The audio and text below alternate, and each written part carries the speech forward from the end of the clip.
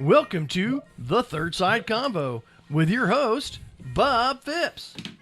Your panelists today are Michelle Walters, Steve Langell, Ed Roberts, and Bill Russell.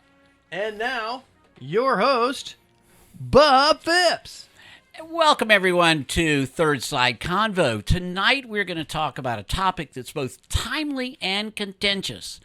And we've titled this thing, Who is More Likely to Steal the Next Election? Now, what we're going to end up talking about, because we do this in our balanced way, and we have diverse people, we have respectful people, and we use Uberdiscourse method of discussion, which says we don't want a direct reference to any politician, whatever they did or said. So what we're going to try to do is delve into the issue and see if we can find the facts and see if we can maybe dispel some fallacies or challenges that happen. You know, because if you think about it, accusations are flying from both sides of the political spectrum. Each side is claiming that the other one is a threat to our democracy. And that's just no way to function as a country. So our show's a little bit unique. We've got a first-time panelist here. We've got some people that have actually been part of this discourse before and believe in it. So that's what we're going to try to do. We're going to try to discuss the issues and topics without the partisan banner, even though there will be some. There's no question about that. Our goal is not to point fingers, but to really understand those issues that make it up. So sit back, engage with us, and be part of this important conversation. You know, tonight's topic, who is more likely to steal the upcoming election? Now, thank you for joining us at the Third Side Convo. And after our break, we're going to go on and get that question answered, and then we're going to find out what the real truth is. We'll be right back after our break from our commercial. Corona Cigar Company is your one-stop shop for all your cigar needs.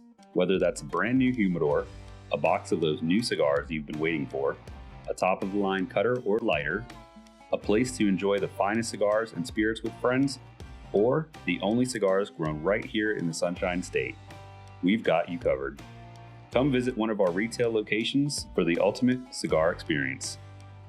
Visit us online at coronacigar.com.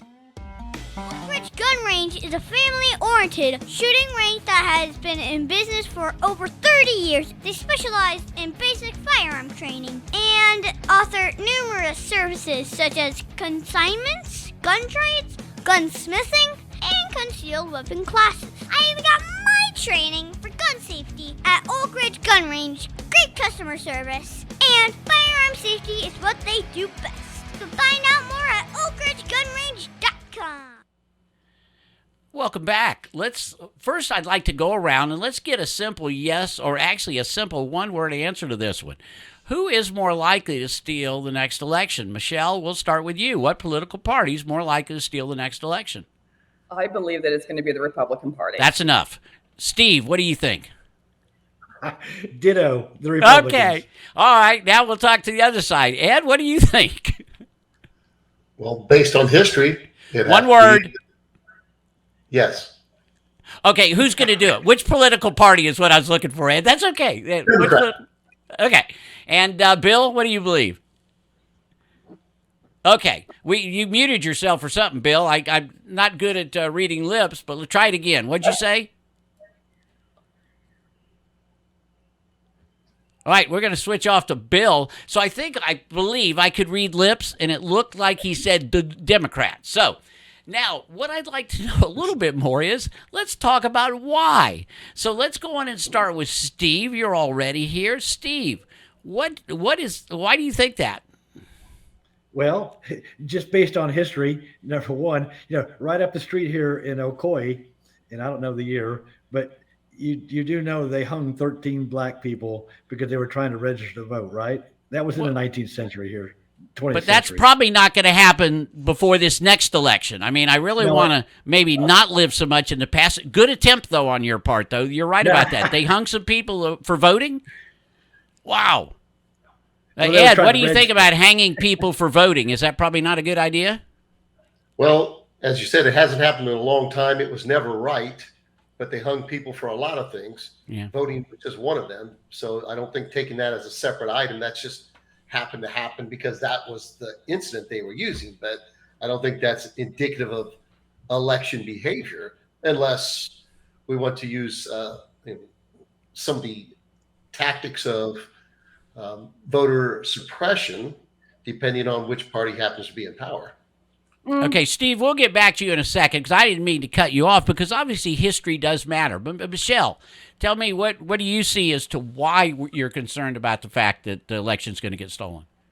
I mean, well, first and foremost, I kind of want to take a step back though on, we're talking about the hanging and stuff like that though. But when you look back at history, and predominantly it seemed like a lot of the rules and regulations, the voting rights have been in suppression to more on the lines of, I believe, on the Democratic side compared to the Republican side. And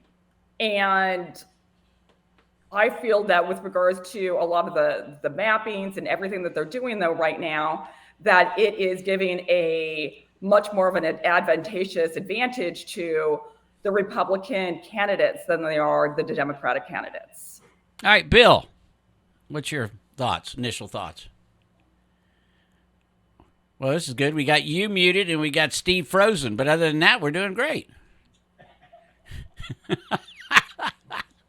Well, I can kind of help out with that. I mean, as far as what I think Michelle's talking about, gerrymandering, it's whoever's in power. Yeah, each of y'all go in and log off and log back on.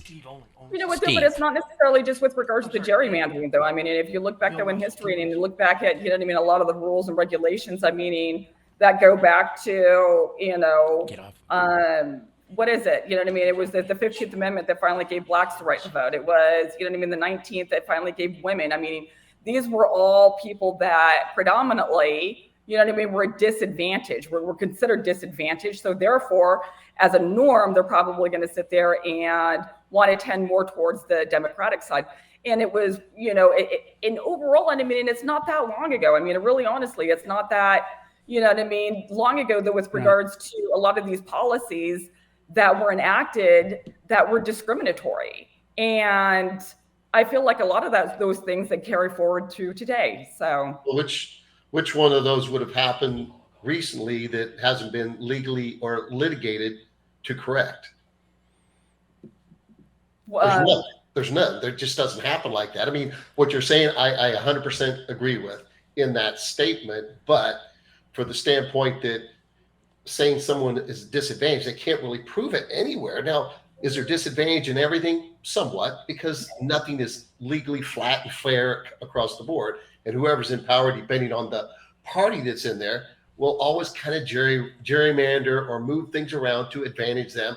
And that's on both sides. So I will give that to both sides from there. But I can't think, I would stand against what you would stand against if that happened. I'm 100% for that always.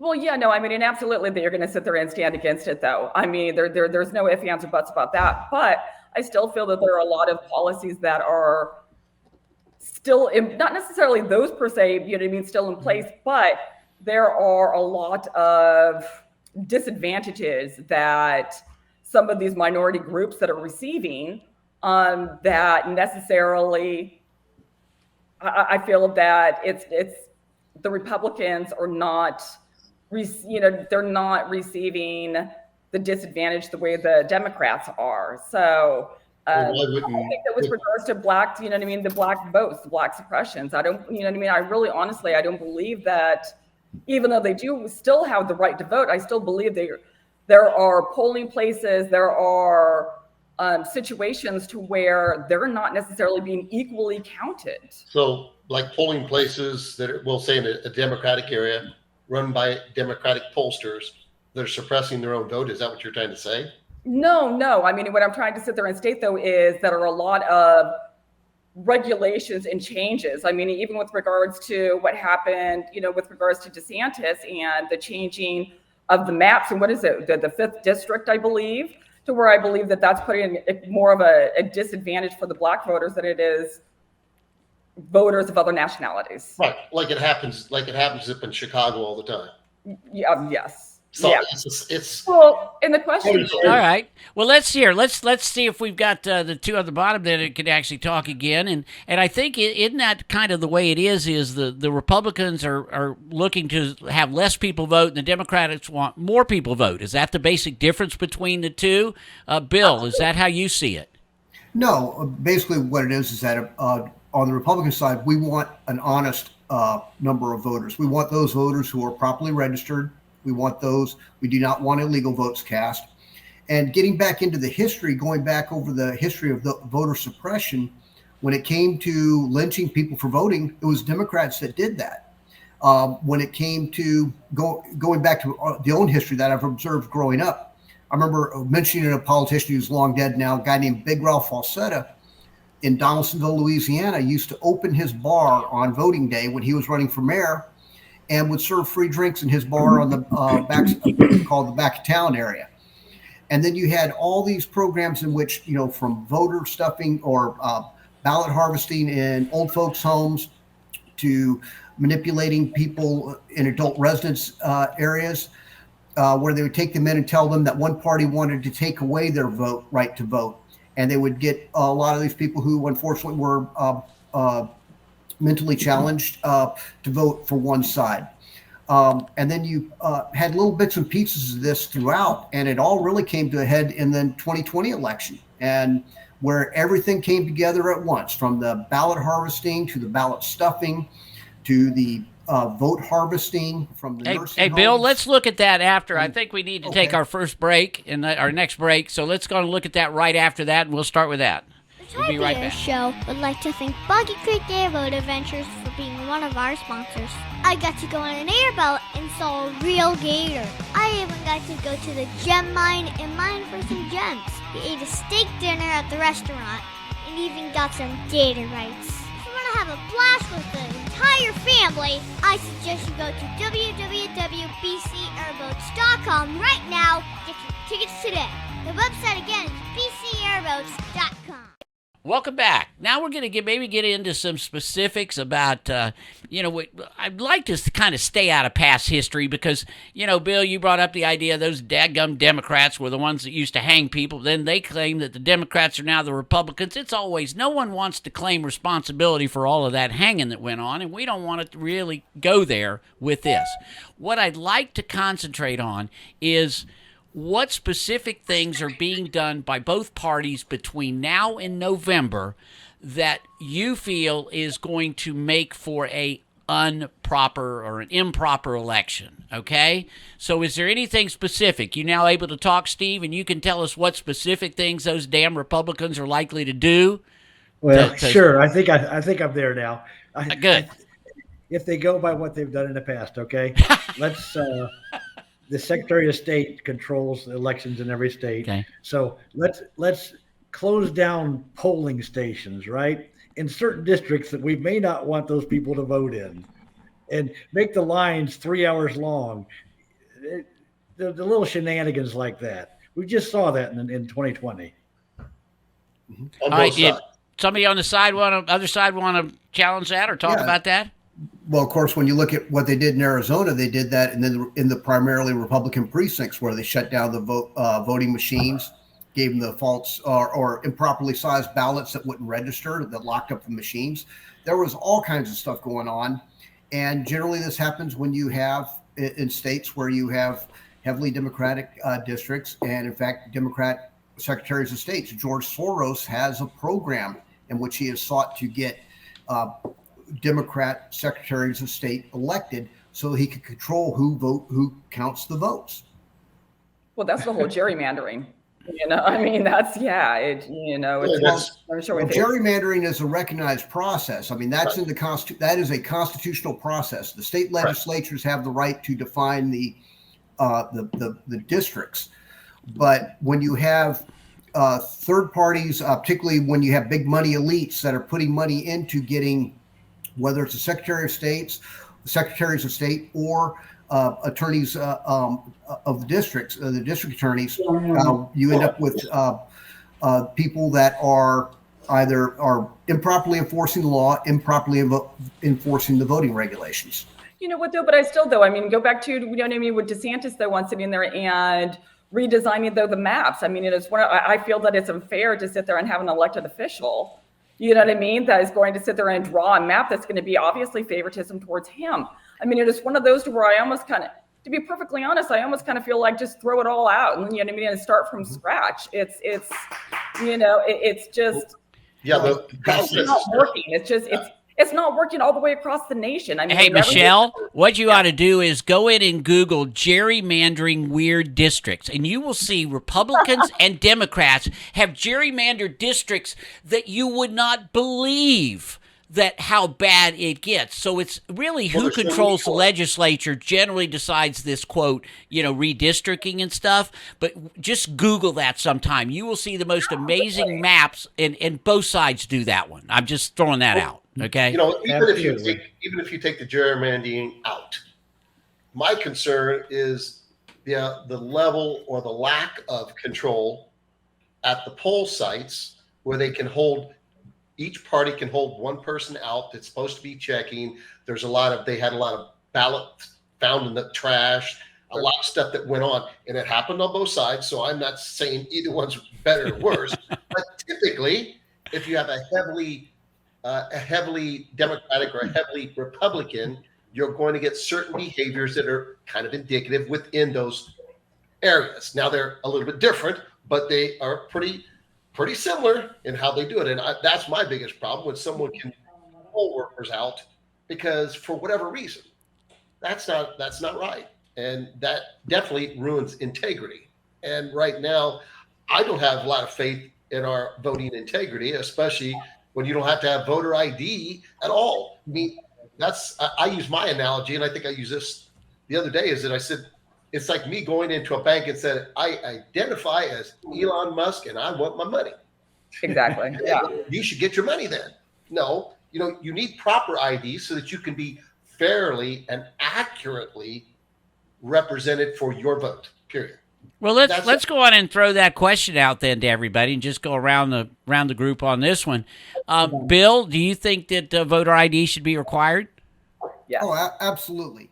And in fact, one of the things we need to get rid of is motor voter registration, because that's one of the areas in which ineligible people get registered to vote when they go to get their driver's licenses. And they may not have their voter registration canceled in their previous state, or they may not be eligible they may not even be a citizen. And in many states, they are forbidden to look. Particularly California is a big violator of this. Okay. All right. Hey, Bill, let me go on. Now, Steve, all I want you to do is don't say a thing if you believe that voting IDs or IDs should be required, right? So just don't say a thing if you think voter IDs will be required, and that'll be your position, right? Okay, thank you. What about Michelle? Let's get Michelle on there. Michelle, you actually can nod. I'll let you nod. Don't you agree that voting IDs make sense? Yes, absolutely. Okay, thank you. Okay, we've agreed upon something, and we're almost unanimous there. We've agreed upon something. That's good. Okay, let's talk about a couple of things. Let's talk about early voting. Early voting. How early do you have to vote to make it convenient for people? Because obviously the Republicans want it like, we'll give you 1 day extra, and the Democrats want to give you 6 months. What do you think about that? Let's go start. Bill, just give me a quick, what do you think that should be? How early, how should we lengthen that? What should be? Well, I think Florida is one of the few states that handles it well. Okay. But many states, they're so subject to manipulation of the system that, and they don't control it, is the problem. Well, what's fair? I guess what's fair? What should early voting be? Well, it should actually be extremely limited to those who are going to be out of state. And I think on voting on election day, you have a holiday and everybody shows up to vote as appropriate. 1 day. I like that. Okay, Michelle. Michelle, what about you? I have to admit, though, I mean, and I do agree with you. I do agree with you, Bill, though, in the aspect of, it shouldn't be some super long time frame or anything like that. I do believe that it should be very, very limited, and maybe, or even bring it down to, okay, well, our elections take place on this particular day, on early voting is going to take place on this particular day. And do your Sunday fun day. That's your voting, and that's your early voting day, and that's it. That's all you get. Okay, sounds like you've got a peanut gallery of your own there, Michelle. That was fabulous. Steve, can we now get you to weigh in on, you can weigh in on both of them. Voter IDs are okay? You have an ID, Sure. right? Okay, voter IDs are good. I have no problem with voter IDs. Okay, what whatsoever. what about how long should the early voting be? Judge McCall, a week, 2 weeks is plenty of time. If you want to vote, if you have 2 weeks, I'm pretty sure you can work it in your schedule to make it down there and drop off your ballot. All right, I love it. We're getting can't, some more sorry. agreement here. Ed, can we get total agreement here? What would you say on the early voting? Well, you know what? I'm actually going to go the other way a little bit. Oh! Well, here's why. I like the 30 days. Why? Because month to month, you can get everything accomplished in a month, and if you can't, then it wasn't important. But the reason why is because if you get out too far, you get early polling numbers that actually suppresses voting on both sides. If you know that there's 10 million votes for this candidate that you don't want, you're like, well, screw it. I'm not going to do it. There's no reason for me to even go now. And when you get too early, I think that's one of the biggest voter suppression things that happens because people just don't. So I would say a month, but I'd be anything under a month I would be good with.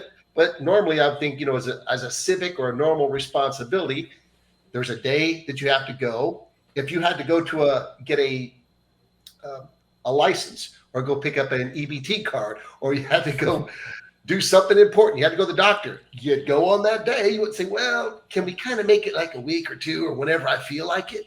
No, I just don't think that's realistic, but I would be willing to concede all the way to 30 days. Well, that's the great thing about this. What we're trying to do in this podcast is recognize that not everybody feels the same just because they may lean one way or the other, that there's issues that can just be discussed to figure this out. So voter ID, I know, was one of the things that that the Republicans got nailed on. I know Democrats got nailed on the fact that they wanted to, give voter registrations to driver's license, like Bill was talking about. Steve, what are some other, if you're able to talk again, what are some other things specific that the Republicans are doing that you don't agree with to having a fair election? Well, other than hanging people, which we're totally in agreement on. We got 3 things we're in agreement on, okay? Right now we got 3 things. Okay, go. Okay, one of my main concerns is after the elections have been cast is that the tabulation of the ballots. Ooh. That's where it's a little bit of. That's a good one. We go back to Bush Gore, okay? I mean, come on, it went all the way to the Supreme Court. It is a real issue, and it depends on the Secretary of State of that particular state. Makes the rules. I don't think that's right. Well, but it hasn't always been that way. One of the problems you have with all these, quote, local polling places, it's all a bunch of local people running the polling place. Of course you're going to have problems. And unfortunately, with our media, 24-hour media, we find out about them all, don't we? Bill, is there anything that the other side is doing that you think you don't want to see before November? What are they doing? Well, I just wanted to point out one Sure. right quick where I really disagree with Steve is that the problem is not with as much at the Secretary of State level, particularly here in Florida. The problem was at the local level where you had precincts where they did where you had people engage in a lot of the traditional ballot stuffing, and they keep trying to count and recount and do a localized count. And Bush v. Gore was a classic example.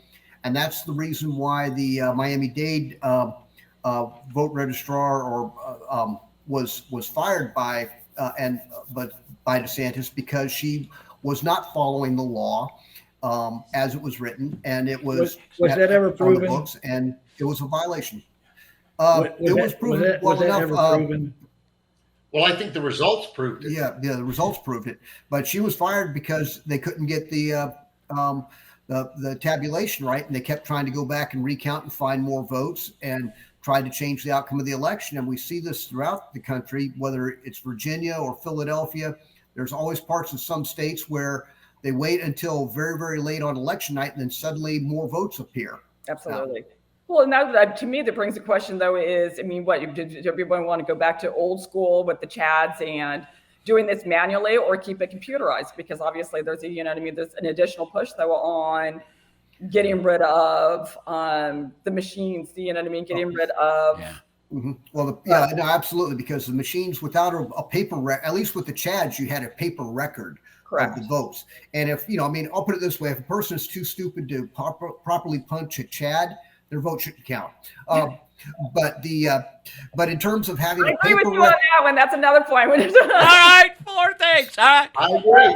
I agree. But if you have a paper record, and that was a problem we saw up in Pennsylvania, because you'd go in, you put in your vote, and we'd receive reports of people having their votes changed on the computer screen, that it came up that the candidate they voted for was not the one that showed up on the screen. Okay. And when the count came out of that machine, there was no paper record. There was nothing to prove. Bill, there's a lot of weird stuff. Yeah.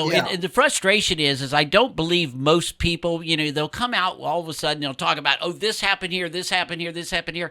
It happens everywhere. So what we're going to do is we're going to take our last break, and then we're going to be back for a wrap-up. And I'm loving to see all this agreement here. Thank you so much. We'll be back. Corona Cigar Company is your one-stop shop for all your cigar needs.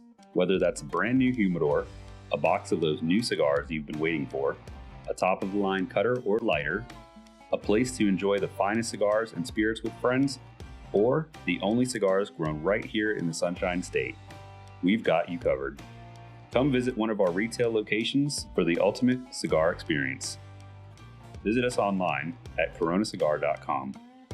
Oak Ridge Gun Range is a family-oriented shooting range that has been in business for over 30 years. They specialize in basic firearm training and offer numerous services such as consignments, gun trades, gunsmithing, and concealed weapon classes. I even got my training for gun safety at Oak Ridge Gun Range. Great customer service, and firearm safety is what they do best. So find out more at oakridgegunrange.com. All right, we're back. Now, what we're going to do is we have a way of maybe getting it a little concise here. We've got an hourglass that you're going to be on the clock, and it's only a 30-second hourglass. So here's what I want. You've now heard enough, and I want you to figure out what you agreed with on the other side, and it could be things we've already agreed with and talked about, but I want to hear it to be said again. So, let's go and start Ed. Ed, you're the new one. We're going to put you on the hourglass here, and ready, and give us what you think we've come up with today as far as agreement. Well, I think we all agree that there should be a limited time for voting, when it should be, and it should be that we should have do everything we can to reduce voter suppression. I think that what we didn't talk about, or we should agree on, is that I think a way to limit a lot of these issues is by standardizing how everyone votes across the country. And I don't believe in the computer system, because I know they can be hacked too easy. There needs to be some other check, because then every vote does count. I think we agree on that. We agree that the system is failed. I think we all agree on that. I think we all kind of agree that we need to change it. And we all want to make sure. All right, that's your 30. I didn't see the hourglass. We're having issues here, but that's okay. We're just having fun because we got real people here. Steve, looks like you're on. I can see movement. I apologize. I'm going to go to Steve next. Good. I keep going in and out. Steve, but your brain's always been like that, but that's what I've always loved about you, Steve. It's always worked. Okay, so you're hopefully on a 30-second clock. There we go. You're going to be on a 30-second hourglass if we can get that little sucker turned over. Oh, he's working on it. No, we don't have it. Okay, we're watching. Go. Give me 30 seconds of what you agree with on the other side and where you think we've got some agreement. Voter ID, no-brainer. Early voting, 2 weeks, 4 weeks, okay. 6 months, no. Paper ballots. I would love to see a paper ballot in every jurisdiction. Vote, have them tabulated electronically. If there's a dispute, okay, compare the tab to the paper. It's real. It's not that hard. It's pretty easy. Are you sure you didn't just switch parties, Steve? Okay, let's go to Bill. Bill, give me your wrap up here. Well, I like Steve's comment on using the paper tabs counted by machine, and you've got the record to be counted if there's a discrepancy. Absolutely, voter IDs. What we all want is one vote per person if they choose to vote and choose to show up at the polls and vote. Excellent. Michelle. I have to admit, though, I agree with all three, though, and quite a few points.